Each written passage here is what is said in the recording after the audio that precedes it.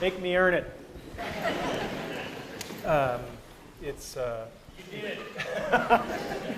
wonderful to be here. What Indira didn't tell you is that this lecture series used to be called The Last Lecture. If you had one last lecture to give before you died, what would it be? I thought, damn, I finally nailed the venue, and they renamed it. So, in case there's anybody who wandered in and doesn't know the backstory, my dad always taught me when there's an elephant in the room, introduce them. If you look at my CAT scans, there are approximately 10 tumors in my liver, and the doctors told me 3 to 6 months of good health left. That was a month ago, so you can do the math. I have some of the best doctors in the world.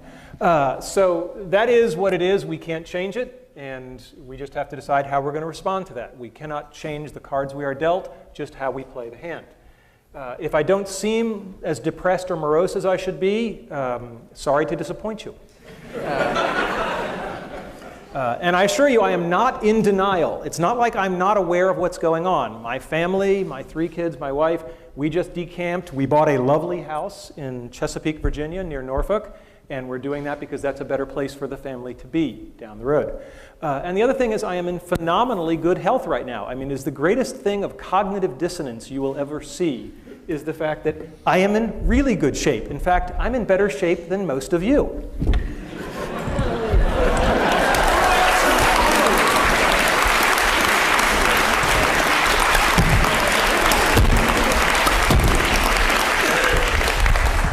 So anybody who wants to cry or pity me can come down and do a few of those, and then you may pity me.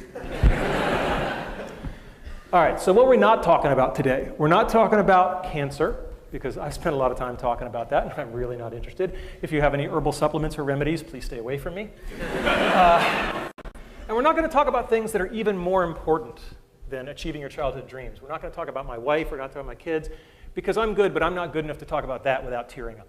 So we're just going to take that off the table. That's much more important. And we're not going to talk about spirituality and religion, although I will tell you that I have experienced a deathbed conversion.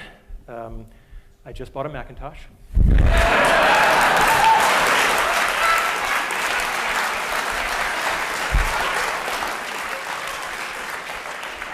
Now, I knew I'd get 9% of the audience with that, but...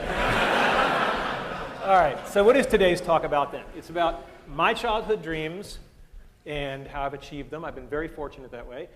How I believe I've been able to enable the dreams of others. And to some degree, lessons learned. I'm a professor.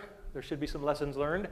And how you can use the stuff you hear today to achieve your dreams or enable the dreams of others. And as you get older, you may find that enabling the dreams of others thing is even.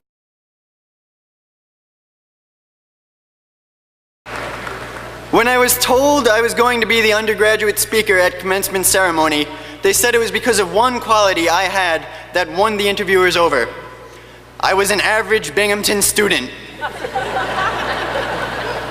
I said, finally, our time has come.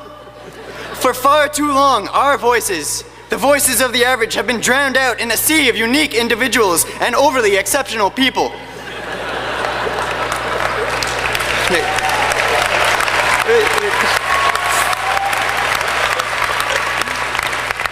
There's more, trust me.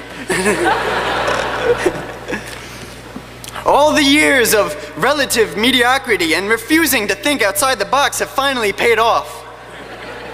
We, the average, who have continued to prove that procrastination and apathy are not just big words, but also a way of life.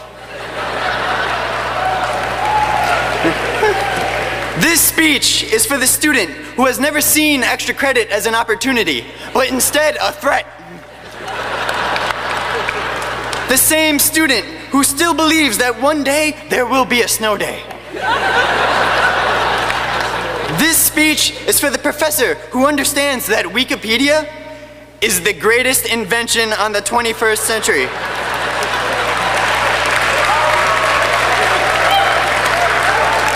And Turnitin.com is not. At all. Ever. This speech is for the parent who sends large packages of Swedish Fish and Sour Patch Kids every Halloween. Thank you, Mom.